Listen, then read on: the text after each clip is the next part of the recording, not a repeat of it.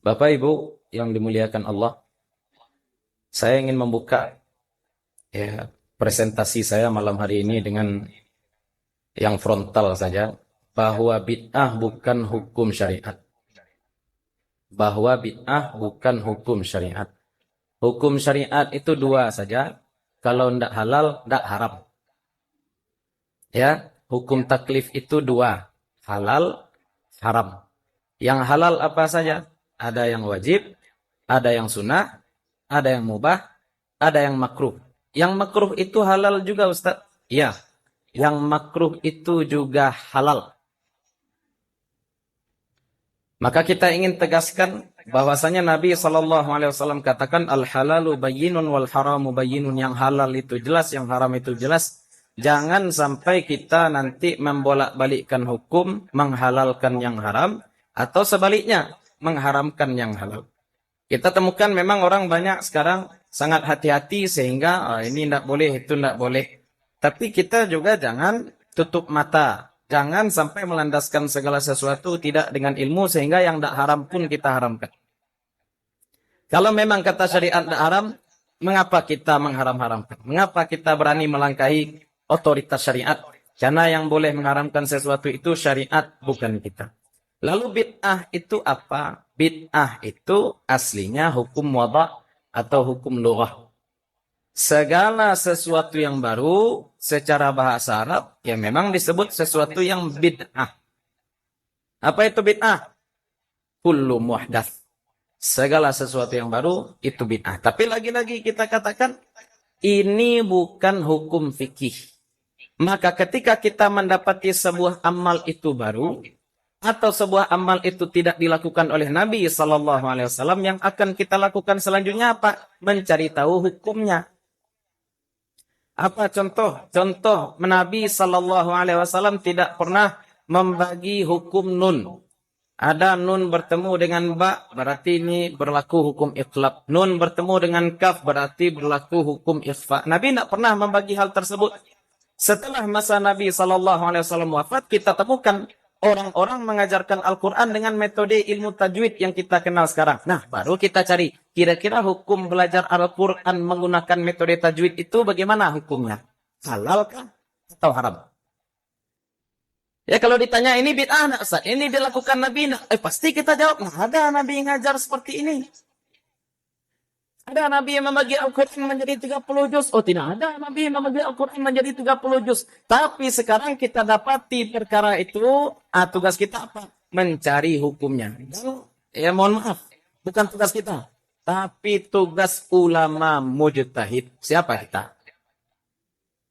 Ulama mujtahid itu tugasnya mencari apa hukum perkara yang memang tidak ditemukan di masa Nabi SAW ataupun di tempat Nabi Muhammad SAW. Apa dalilnya, Ustaz? Nabi SAW ketika mengutus Mu'adz bin Jabal ke Yaman, ditanya beliau oleh Nabi SAW, bima hakamta, dengan apa kamu akan berhukum? Tanya Nabi kepada Mu'adz bin Jabal. Apa jawab Mu'adz bin Jabal? Bi kitabillah, dengan Al-Quran, dengan kitabullah. Sampai di situ tanya Nabi? Tidak. Dilanjutkan kembali dengan pertanyaan berikutnya. Fa'in lam tajid. Kalau tidak kamu temukan dalam kitab Allah, bagaimana? Jawab Mu'adz bin Jabal, wa bi sunnati Rasulillah. Lalu dengan sunnah Rasul, dengan hadis Nabi SAW. Ketika sampai di situ pertanyaan Nabi, ternyata tidak. Nabi lanjut bertanya sekali lagi, fa illam tajid. Kalau tidak kamu temukan perkara tadi dalam Al-Quran, kalau kamu temukan perkara tadi dalam hadis, bagaimana? Ajtahidu wala al-ghul.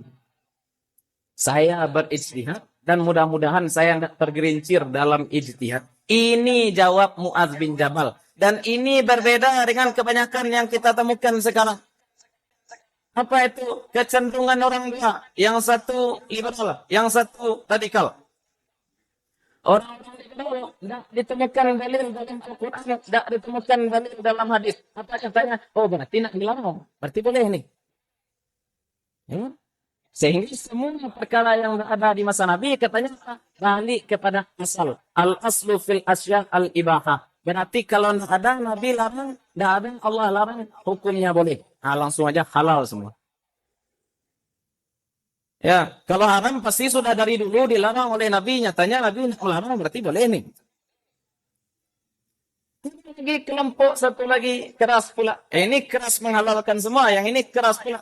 Lebay pula mengharamkan semua. Kalau ada di Al-Quran, kalau tidak ada di hadis, berarti langsung haram. Langsung terlarang. Pelakunya langsung masuk neraka.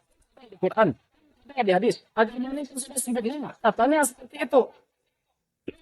Dengan hadis Muaz bin Jabal tadi, bahwa kalau sebuah perkara tidak kita temukan dalam Al-Quran, tidak kita temukan di dalam hadis, yang kita lakukan, kita halalkan atau kita haramkan. Bukan dua-duanya. Ijtihad. Ijtihad. Kita teliti. Ini perkara ini bolehkah atau tidak? Ya, dilihat usuluddin. Pokok-pokok aturan umum dalam agama. Kira-kira diperbolehkan berdasarkan usul-usul agama atau tidak? Kalau saya pribadi orang bertanya, perkara yang tidak ada di zaman Nabi, kira-kira itu bid'ah, tidak. Saya katakan seperti ini, simpelnya bagi orang awam. Kalau kajian ulama, insya Allah kita akan sampaikan nanti. Tapi bagi orang awam, ketika mendapati sebuah perkara, tidak dilakukan di masa Nabi SAW, standar yang bisa kita pakai, coba kita bayangkan, andai Nabi hidup bersama kita, dan nampak oleh Nabi kita melakukan perbuatan tersebut. Kalau kira-kira Nabi akan marah, bid'ah. Tapi kalau kira-kira Nabi akan puji, berarti bukan bid'ah. Contohnya, ibu-ibu, anak-anak kita belajar di sekolah. Sebelum belajar, disuruh oleh gurunya, baca doa dulu nak sebelum belajar. Apa doanya? Baca bismillah. Bismillahirrahmanirrahim. Baca lagi Rabbi zidni ilman warzuqni fahman. Baca lagi Rabbi syrah li sadri wa yassir li amri. Kira-kira kalau Nabi nampak anak-anak sekolah baca doa tersebut sebelum belajar, Nabi akan marah atau akan memuji? Tidak bid'ah. Atau ibu-ibu biasanya kalau kumpul apa yang dibicarakan? Arago lado maha gitu. Ya, arago minyak goreng maha. Tapi sekarang enggak, ibu-ibu kumpul ada yang berinisiatif. Daripada kita bicara laga, kita bicara sia-sia, lebih baik kalau kita kumpul-kumpul ini kita baca surat Yasin. Atau kita baca surat Toha. Terserah. Atau baca surat Al-Baqarah. Ya, tapi hati-hati juga Bu ya. Kalau ibu-ibu rajin baca surat Yasin pas kumpul-kumpul berarti nama kelompok ibu kelompok. Kalau ya rajin baca surat Al-Jin berarti itu jadinya ya. Kira-kira sekarang ibu-ibu kumpul-kumpul baca surat Yasin nampak dek Nabi, kira-kira Nabi akan marah atau akan memuji? Itu simpel bagi awam. Itu simpel bagi awam.